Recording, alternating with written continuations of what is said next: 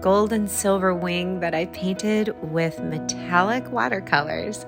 I started by just shaping a gray background. I wanted a general shape of where I wanted my wing to be, and figured this background would be a perfect palette against the metallics, which also will be a nice contrast with the black paper that I'm using.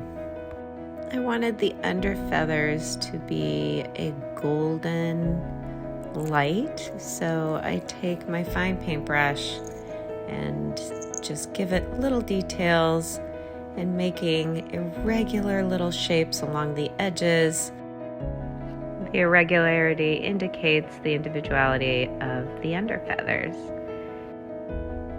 I start to give some highlights of where I know my light source will be coming from, and I go back and forth between the top of the wing and the edge of the underwing with these feathers, giving them some more details, thinning it out, and I like the way that this is starting to give my wing life. I can see some of the three-dimensionality coming through. And this wing seems to have two different sources of light. The under light from down below, and I will also have some shining light from above, and that's what I'm focusing in on here. Giving little highlights to the top allow me to also see where I will be blending that cooler top of the wing with the warmer tones down below.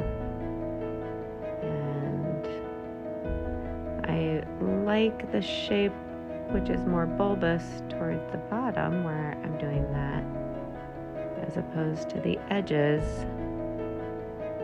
I try to give more circular light at the bulbous part of the wing. Now for the delicate part of the underwing, the gold little tiny specks to indicate the down and the little feathers that prevail along those edges.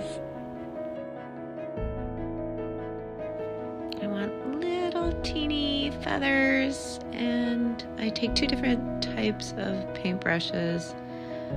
One is a little thicker than the other, just to give a little fuzzy definition to those feathers. And now to fill in more of that blending.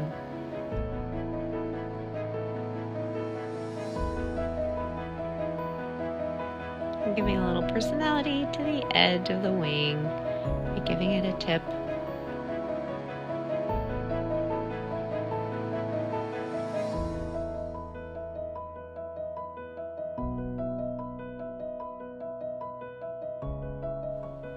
Here I've decided to add a little warmth with a metallic red. It's more like a maroon, and I just want a couple of hints of it, not much of it, just here and there, along with my silver and gold highlights and lowlights. I'm satisfied with the wing, and I like the way that it looks three-dimensional.